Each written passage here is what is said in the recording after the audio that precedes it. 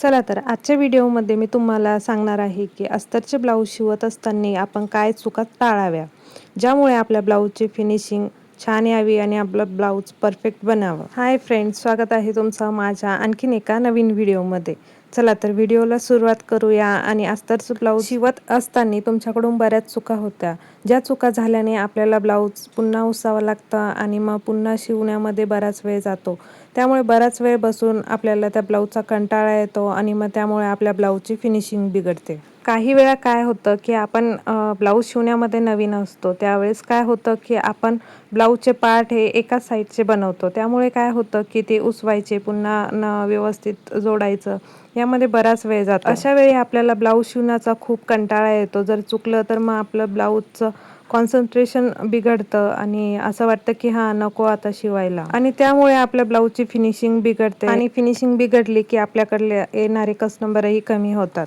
तर तुम्हीही जर अस्तरचे ब्लाऊज शिवत असाल तर तुम्हाला काय काळजी घ्यायची आहे, चला तर आजच्या व्हिडिओमध्ये मी तुम्हाला सांगणार आहे की जे करून तुम्हाला अस्तरचं ब्लाऊज शिवत असताना कधीही कंटाळा येणार नाही. ज्यावेळेस आपण अस्तरची कटिंग करतो, मेन फॅब्रिकची कटिंग करतो, त्यावेळेस तुम्हाला सावकाश, आणि मी मागचा व्हिडिओ टाकला आहे की कटिंग कशी पद्धतीने करायची, जर बघितलं नसेल तर तुम्ही आत्ताच बघा. मागच्या व्हिडिओमध्ये मी ज्या पद्धतीने कटिंग केली आहे अस्तरची, त्या पद्धतीने जर तुम्ही कटिंग केली ब्लाऊजच्या अस्तरची मेन फॅब्रिकची, तर तुमचे अर्ध काम हे सोपं होऊन जाईल.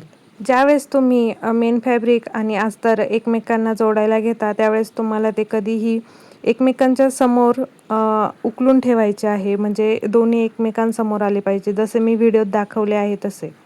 त्यामुळे काय होते, ज्यावेळेस आपण ब्लाऊज शिवतो त्यावेळेस आपले दोन्ही पार्ट एका साईडचे न बनताना व्यवस्थितरित्या बनतात आणि आपलं चुकत नाही. यामुळे आपलं ब्लाऊज फास्ट शिवणं होतं. ज्यावेळेस आपण कोणतंही अस्तर मेन फॅब्रिकला जोडत असतो, त्यावेळेस आपल्याला कधी ते खेचून किंवा ताणून स्टिच करायचं नाही. यामुळे काय होतं, आपल्या प्रत्येक पार्टचे जे आपण व्यवस्थित मापात कट केलेले असते याची साईज बिघडते आणि तुमचं ब्लाऊज हे चुकतं. तर ह्या अशा काही छोट्या छोट्या चुका असतात ज्या आपण ब्लाऊज शिवताना करतो. यामुळे आपल्या ब्लाऊजची फिनिशिंग बिघडते आणि कस्टमरला ते ब्लाऊज परफेक्ट बसत नाही, आणि त्यामुळे आपल्याकडे येणारे कस्टमर हे कमी होतात. त्यानंतर क्रॉसपट्टी ही स्टिच करत असताना तुम्हाला सेम पद्धत यूज करायची आहे. अगोदर अस्तर हे बाजूला काढून एकामेकांसमोर ठेवायचं आहे, जसं आपण ब्लाऊजला जोडतो तसं. त्यानंतर मेन फॅब्रिक हे तुम्हाला त्याच पद्धतीने अस्तरवर ठेवून घ्यायचे आहे, जसं आपण ब्लाऊजला जोडतो तसं. आणि त्यानंतर पुन्हा उलटा करून आपल्याला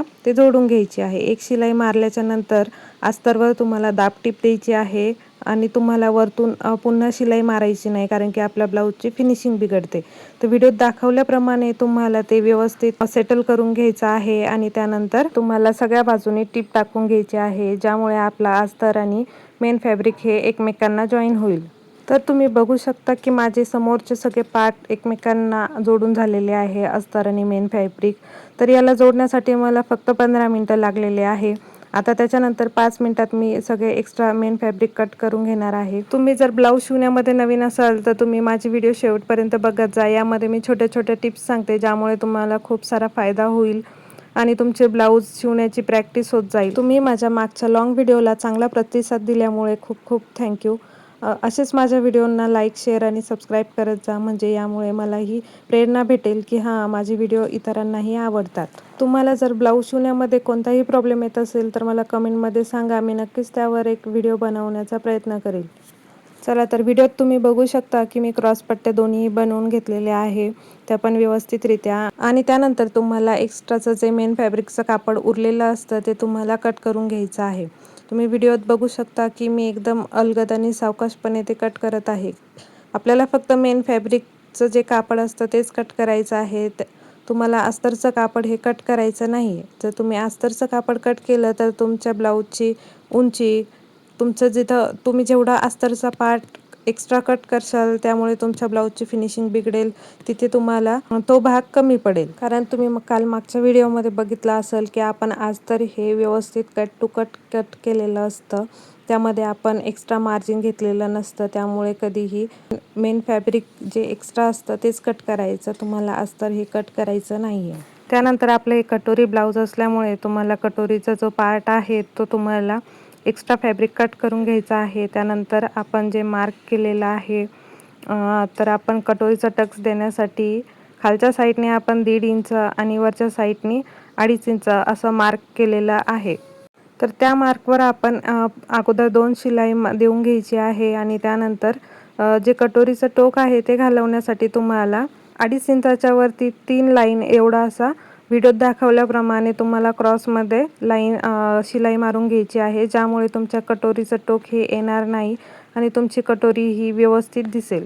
तर कटोरी ब्लाऊज शिवत असताना या अशा काही छोट्या छोट्या टिप्स आहे ज्या तुम्हाला फॉलो करायच्या आहे. तर तुम्ही व्हिडिओत बघू शकता की मी साईड पार्टचे जे मेन फॅब्रिकचे एक्स्ट्रा कापड आहे ते व्यवस्थितरित्या कट करत आहे. यामध्ये कुठेही मी फॅब्रिकला कट करत नाही आहे. तर तुम्हालाही अशाच पद्धतीने सावकाश पद्धतीने सगळं जे एक्स्ट्रा मेन फॅब्रिकचं कापड असतं ते कट करून घ्यायचं आहे. त्यामुळे तुमच्या ब्लाऊजला फिनिशिंग व्यवस्थित येईल. ब्लाऊज शिवताना तुम्हाला प्रॉब्लेम येणार नाही. तुम्ही जर अशाच छान पद्धतीने फिनिशिंगमध्ये जर काम केलं तर तुमचे कस्टमर हे नक्कीच वाढेल. तुम्हाला ब्लाऊज शिवण्यामध्ये आवड निर्माण होईल आणि जर तुमचं काम चांगलं असेल तर तुम्ही भविष्यात पुढे जाऊन तुमचं बुटीकही चालू करू शकता. त्यासाठी तुम्हाला ब्लाऊज शिवताना थोडंसं हळू, सावकाश आणि पूर्ण लक्ष केंद्रित करून तुम्हाला ब्लाऊज शिवायचा आहे. तर आजचा व्हिडिओ तुम्हाला कसा वाटला हे कमेंटमध्ये मला नक्की सांगा आणि आणखीन अशाच नवीन व्हिडिओसाठी माझ्या चॅनलला सबस्क्राईब करा. चला तर पुढच्या व्हिडिओमध्ये मी हे ब्लाऊज स्टिचिंग करतानाचा व्हिडिओ दाखवणार आहे आणि त्यानंतर ब्लाऊजला पायपिंग कशी लावायची ती पण एकदम फिनिशिंगमध्ये हे मी पुढच्या व्हिडिओत दाखवणार आहे. चला तर आपण भेटूया पुढच्या व्हिडिओमध्ये.